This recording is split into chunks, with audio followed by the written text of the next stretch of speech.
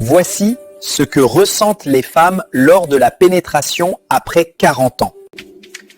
Avant de continuer, abonne-toi pour ne rien rater.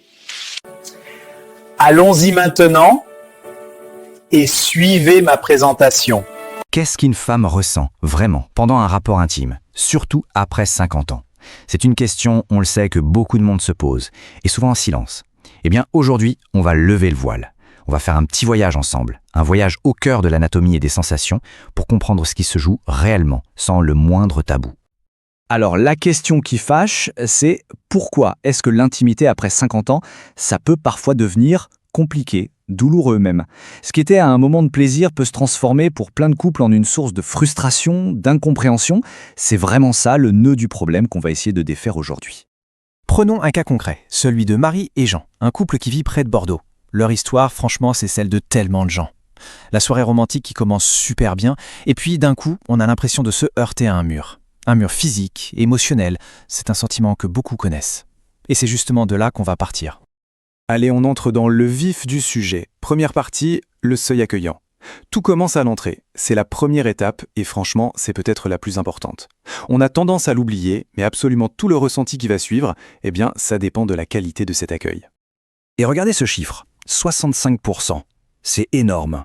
Une étude de l'INSERM de 2023 nous dit que 65% des femmes de plus de 50 ans ont besoin d'au moins 15 minutes de préliminaires pour que leur corps soit vraiment prêt.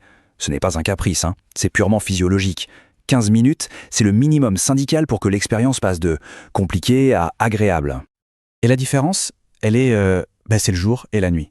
D'un côté, sans préparation, on parle d'une sensation d'intrusion, de sécheresse, c'est étroit, ça peut faire mal. Et de l'autre, quand le corps est prêt, on passe à une présence qui enveloppe, c'est humide, c'est accueillant. C'est une toute autre histoire. Et là, il y a un truc assez fou à savoir. C'est que 80% des terminaisons nerveuses sont concentrées sur les 2 premiers centimètres de l'entrée. Toute la sensibilité, ou presque, est là. C'est une zone contrôlée par un muscle très important, le pubococcygien. Imaginez-le comme une sorte de porte d'entrée, une porte qu'on peut tout à fait apprendre à contrôler. Justement, pour maîtriser cette part, il y a un outil super concret. L'exercice de Kegel. C'est tout simple, mais c'est d'une efficacité redoutable pour tonifier ce fameux muscle. On serre comme pour se retenir d'uriner, on tient, on relâche, et en faisant ça un peu tous les jours, en quelques semaines, on peut vraiment, mais vraiment transformer les sensations. Et ça, c'est valable pour les 2 partenaires. J'aime beaucoup cette image. On passe de la sensation de forcer une serrure rouillée à une étreinte chaude et vivante. Ça résume tout, non?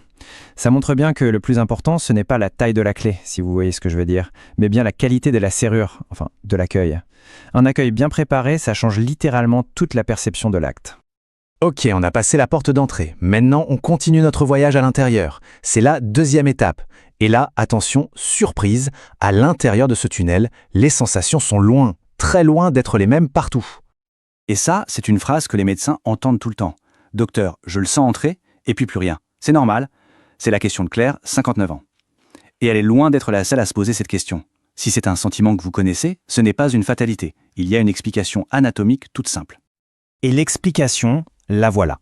C'est un point super important à comprendre. Au milieu du vagin, il y a en fait très peu de terminaisons nerveuses. Donc, contrairement à l'idée reçue, le plaisir ne vient pas du simple mouvement de va-et-vient. Non, il vient de la pression, d'une pression exercée sur des points clés bien spécifiques. Alors, quels sont ces points clés ? Il y en a 3. On peut les voir comme une sorte de carte au trésor. D'abord l'entrée, les fameux 2 premiers centimètres, on en a parlé. Ensuite, la paroi avant, en environ 4-5 cm où se trouve le célèbre point G. Et enfin, tout au fond, près du col de l'utérus. Mais attention, pour ce dernier point, tout est une question de position. Et ça nous amène à une règle d'or. L'angle est plus important que la longueur. C'est crucial. Regardez, un mouvement qui va tout droit risque de taper contre le col de l'utérus, ce qui est souvent douloureux, et surtout, il rate complètement le point G. Mais si on change l'angle, ne serait-ce qu'un tout petit peu, par exemple avec un simple coussin sous les hanches, eh bien là, la pression s'exerce pile au bon endroit. Et ça change tout. Tout ça nous conduit logiquement à la 3e partie, l'art de la connexion. Et là, on va parler de la technique. Parce que finalement, la clé, ce n'est pas tant l'outil que la manière de l'utiliser. Il faut passer, comme le dit l'image, du mode marteau-piqueur au mode pianiste.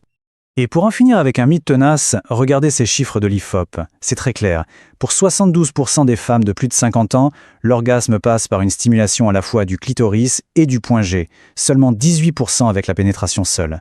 Ça veut dire que l'idée de l'orgasme purement vaginal, c'est une exception, pas la règle. C'est important de le savoir. Alors, concrètement, comment on fait? Il existe une technique qui a fait ses preuves. On l'appelle le H lyonnais. C'est une sorte de recette en 4 étapes. Après de longs préliminaires, bien sûr, on utilise un coussin pour avoir le bon angle. Et là, le mouvement n'est plus un va-et-vient, mais un dessin. On trace lentement un H ou un 8 en appuyant toujours vers le haut, vers le point G. Et l'idée, c'est de synchroniser ça avec une stimulation du clitoris. Est-ce que ça marche?